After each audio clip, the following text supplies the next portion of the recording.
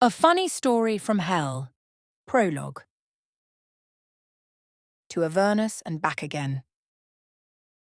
The tavern had survived worse than this. Probably. It had survived brawls, bad poetry, one unfortunate incident with a summoned elemental, and a very expensive soup tureen, and whatever Gale had done to the second-floor washroom while insisting he was only testing a theory. But it had never survived Karlach Cliffgate walking through the door with Wyll Ravengard at her side, both of them smelling faintly of smoke, iron, and impossible victory. For one long moment, nobody moved. The fire in the hearth popped. Somewhere near the bar, a mug slipped from a server's hand and struck the floor with a dull, wet crack. A bard in the corner stopped halfway through a chord and let the note die shamefully under his fingers. Shadowheart stood so quickly her chair scraped backward across the floor. "You're alive," Karlach grinned. It was not the same grin she had worn before Avernus.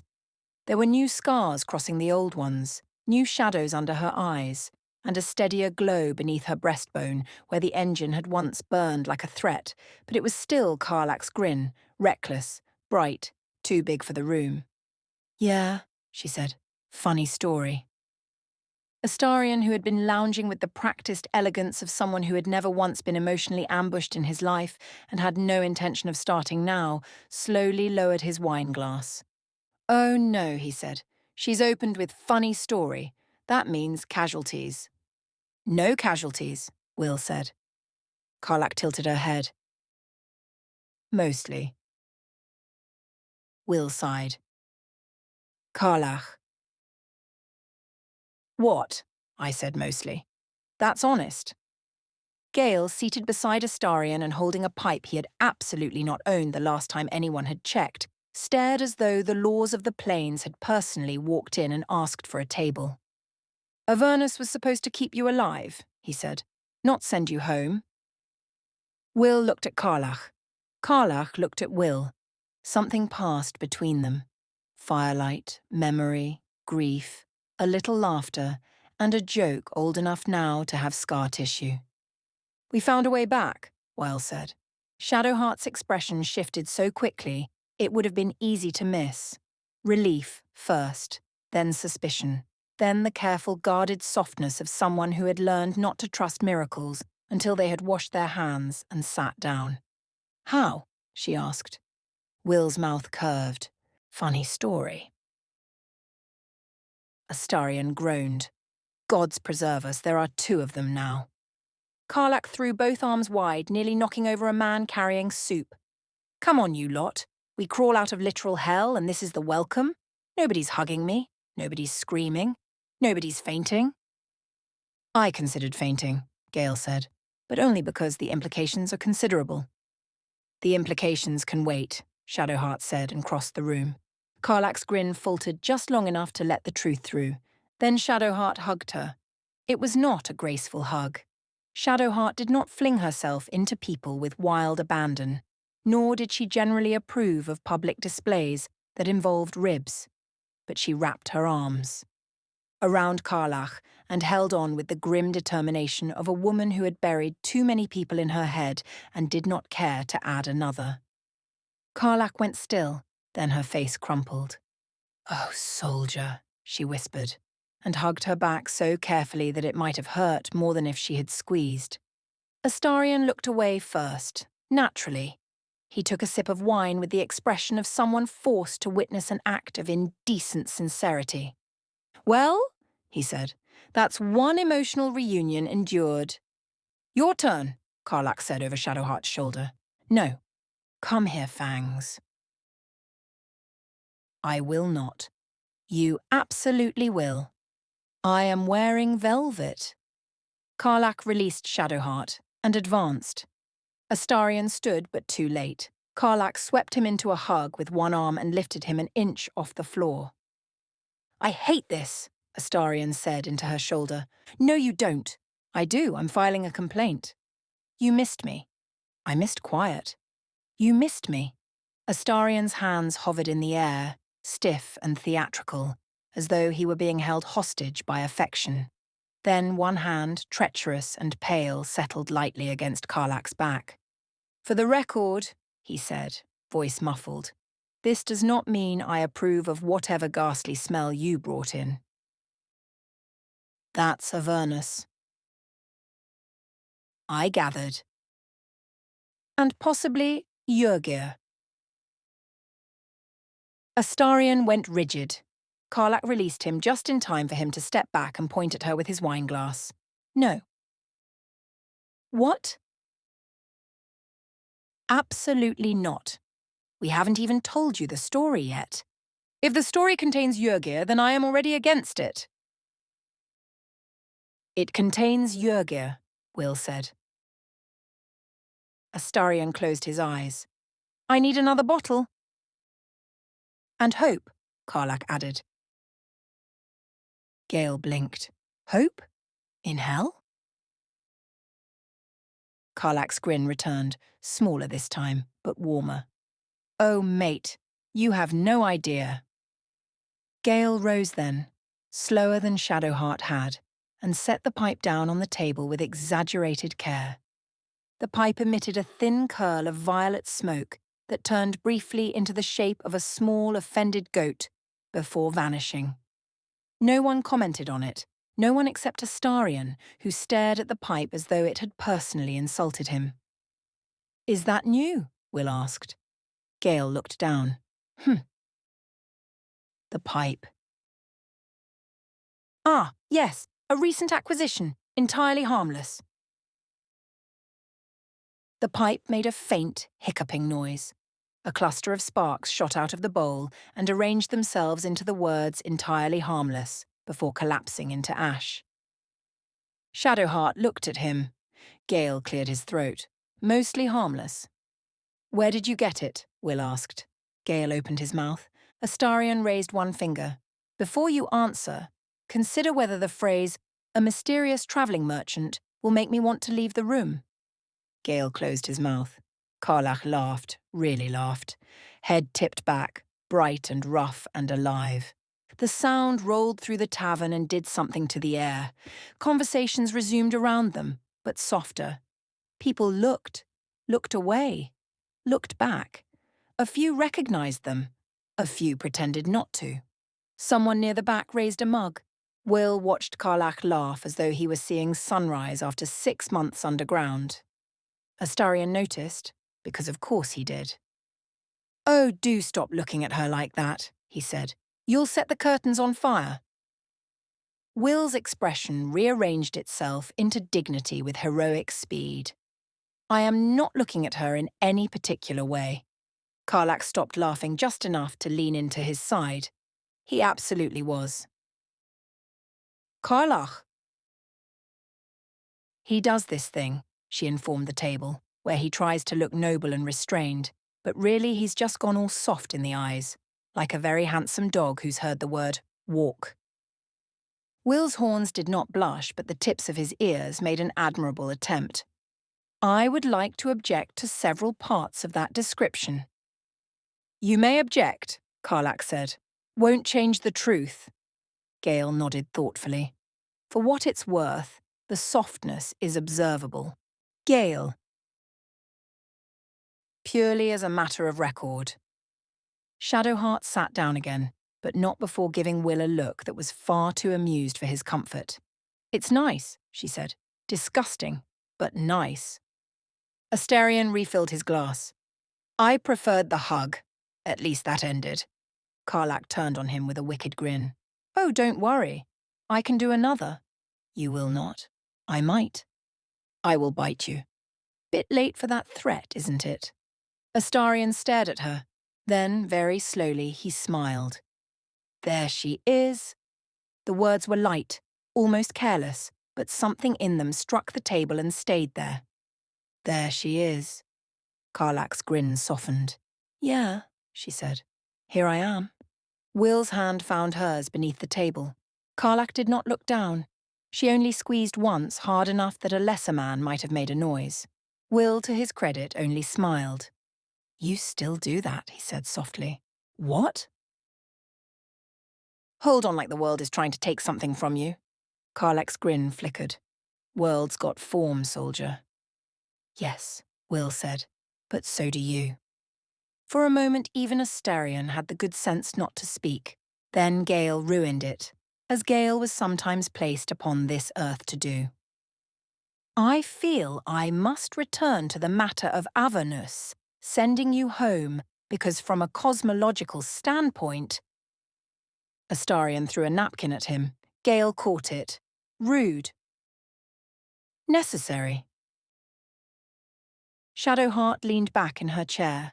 "Let them sit down first before you dissect the miracle." "I was not going to dissect it." "You absolutely were," Wyll said. "I was going to inquire with rigour." "Dissect," Astarion said. Gale looked wounded. "You all make curiosity sound like a crime." "It is when you do it before dinner," Karlach said. That settled matters. Chairs were dragged over, food was demanded.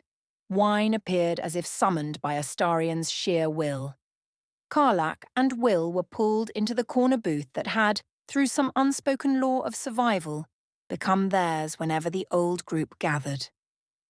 Karlach sat first, then immediately stood again, because sitting still was apparently a skill she had misplaced somewhere between the docks and hell. Wyll caught her wrist gently. "Breathe," he said. She looked at him. "I am breathing." "Are you?" Karlach inhaled dramatically through her nose, cheeks puffing out, then let the breath go in a theatrical gust that made the candle nearest her gutter. "They're breathing. Happy?" "Immensely." "You're smug for a man who spent half of Avernus telling me not to punch things that needed punching. I recall suggesting discretion. You recall wrong. You mistook several tactical withdrawals for personal insults. They felt personal. They were devils. And?" Wyll smiled. There it was again. That softness.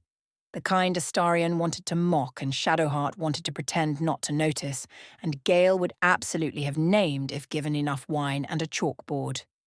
Karlach noticed all of them noticing and looked delighted. "Look at him," she said, leaning over the table. "Isn't he ridiculous?" Wyll closed his eyes. "Please don't. Too late. Look at him. Horns, scars, cheekbones, moral convictions. Absolute menace." Astarion made a small, offended sound. "Cheekbones?" Karlach waved him off. "You've had your turn." "I have not had my turn." "You are cheekbones with trauma, Astarion. We all know." Shadowheart nearly choked on her wine. Gale coughed into his sleeve. Astarion pressed a hand to his chest. "I have never been so accurately insulted." Wyll looked like a man praying for the floorboards to open. Karlach, who had clearly decided that his suffering was the finest entertainment the tavern could provide, patted his arm. "Don't worry, love. I'll get to the heroic bits." "That is what worries me." "You were very heroic." "Karlach." "Disgustingly heroic." "Karlach." Stepping between me and all sorts of horrible things with that Blade of Frontiers voice. I do not have a voice. Every person at the table looked at him. Wyll frowned. "I don't." "You do," Shadowheart said. "You really do," Gale added. "There is the public address voice, the heroic reassurance voice, the I am being noble while deeply inconvenienced voice. And the one he uses when Karlach compliments him and his soul briefly leaves his body," Astarion said. Wyll stared at him. Astarion lifted his glass. "I observe things. It is a curse." Karlach leaned her head on Will's shoulder. "You love me," she said. The tavern seemed to hush around them, though it probably did not. It was only that certain words had a way of pushing the world back. Wyll looked at her then. Really looked. "Yes," he said, "I do." No flourish, no performance, no title, No blade, no leash, no borrowed power. Just Wyll, saying the truest thing in the room. Karlach's smile went bright enough to make the candle nearest her nervous. Astarion groaned and tipped his head back. Gods, the devils were less oppressive. Were they? Shadowheart asked. No, but they had better boundaries. Gale's pipe, left unattended, released another thin curl of smoke. This one formed a small, shimmering heart, sprouted horns, and exploded into glitter over Astarion's sleeve. Astarion looked down, then he looked at Gale. Gale looked at the pipe. The pipe, being a pipe, looked innocent. I am beginning to suspect, Gale said carefully, that the merchant may have omitted certain details. You bought a wild magic pipe, Shadowheart said. I bought an antique. You bought a problem. Astarion brushed glitter from his sleeve with the horror of a man removing grave soil. You bought a hate crime against tailoring. Karlach laughed so hard she had to sit down. Wyll, who had faced archdevils, war machines, and Mizora's smile, lost all composure and laughed with her. That was when the tavern finally believed it. Not when they walked in. Not when Shadowheart hugged her. Not when Wyll said they had found a way back. It was the laughter that did it. Karlach laughed like someone who expected to be alive tomorrow. Wyll laughed like someone who had stopped waiting for the price. The others heard it, and something old and braced and grieving inside them all loosened by one notch. Only one. But one was not nothing. When food came, Karlach ate like a woman with a holy mission and no patience for utensils. Wyll attempted to maintain dignity while she stole half his potatoes and fed him one back as recompense. Shadowheart watched this with an expression of profound judgment that fooled no one. Gale began asking questions and was immediately threatened by 3 separate people. Astarion drank wine and pretended not to be listening while listening more carefully than anyone. At last, when plates had been cleared and the second bottle had become the third, Shadowheart folded her arms. All right, she said. Enough circling. Start from the beginning. Karlach, who had been balancing a fork across her knuckles for no reason other than the fact that she could, looked at Wyll. Wyll looked back. Beginning is tricky, Karlach said. It often is, Gale murmured. She pointed the fork at him. No philosophy. That was barely philosophy. It was philosophy-shaped. Astarion leaned in. Start with the docks. That was dramatic. You were dying. Wyll was pleading. Everyone cried. Very tasteful. I wore black. You always wear black, Shadowheart said. And therefore I was prepared. Karlach's smile thinned. For a heartbeat, the heat beneath her skin seemed to draw inward. Not dim, exactly. Focused.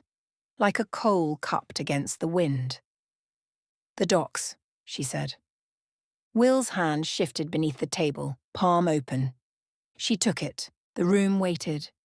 Outside, Baldur's Gate groaned and settled into night. Carts rattled over stone. Somewhere, someone shouted a song into the dark and forgot half the words. Rain threatened the windows but had not yet decided whether to fall. Inside, in the red-gold light of the tavern, Karlach Cliffgate looked at the faces of the people who had once stood with her at the edge of the end and had somehow lived long enough to hear what came after. She took a breath. The thing about going back to hell, she said, is everybody thinks it's the end of the story. Astarion lifted his glass. Isn't it usually? Karlach grinned. Wyll smiled beside her. Funny story, she said. Not this time. You're alive. Avernus was supposed to keep you alive, not send you home. Yeah. Well, we found a way back. How? Funny story.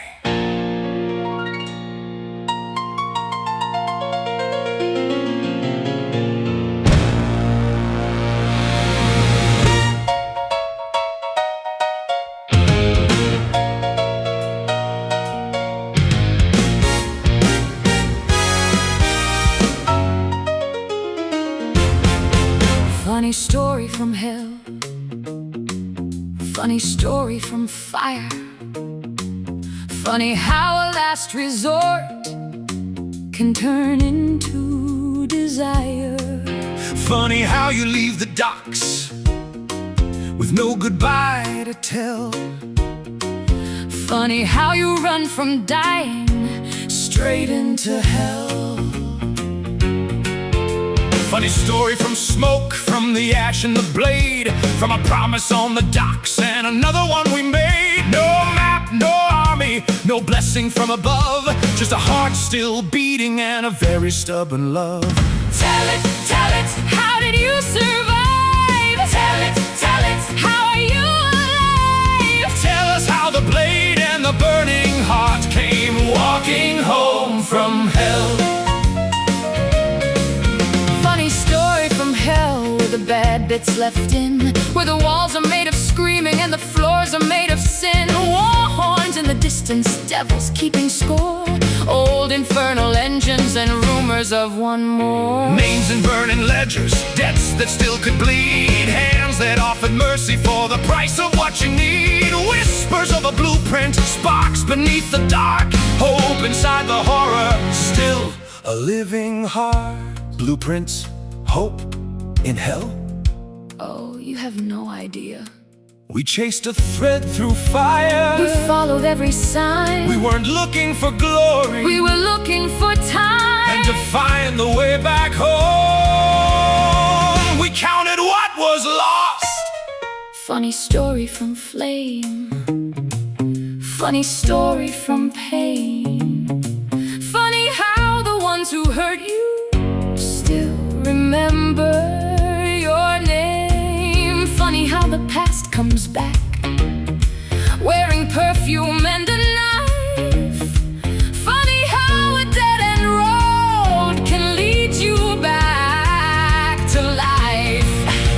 Funny story from chains, from fine print and lies, from the smiling little claws where the good intention dies. I wore the horn she gave me, played the hero bound, but a leash is still a leash. In noble sound, this may require diagrams and wine, more wine. And me, I had an engine where a heart should get to be. 10 years of burning for the man who traded me. Thought he sold me off for nothing, just a body he could spare. Then hell laughed, oh darling, there was profit in despair. Turns out, I wasn't cheap. No, you were never cheap. Avernus still smelled awful, Sky read his judgment, but her heart held steady in the heat that kept her living. so we searched every rumor, every scar and sign, For the hands that built a prison and a way to buy back time. We weren't chasing crown, We weren't chasing fame, we chased one small chance. to walk home with my name. Then someone spoke of blueprints, of a forge beneath the scar, a fire to change the engine and the bars around my heart.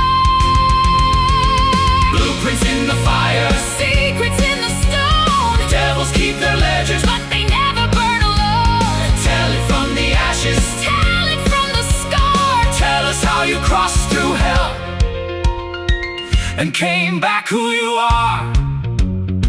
Flow the Garrotter, Dramatic, the house of hope. very dramatic. Yurgir, oh gods, why? Mizora, Of course, and a strategic furnace. not the official name. Funny story from hell. I was trapped that I wasn't. I was bound and then I chose. We were hunted, We were haunted. nearly toast. Tell it, raise the glass and tell How the blade and the burning heart came walking home from hell. funny story from hell. Funny story from fire Oh, funny how a last resort can turn into desire. Funny how the lost come home. Funny how the broken mend. Funny how you start in ashes And refuse to call it end. So if you want the truth of it, the fire, the forge, the spell. it's a funny story a dangerous story, a funny story from hell.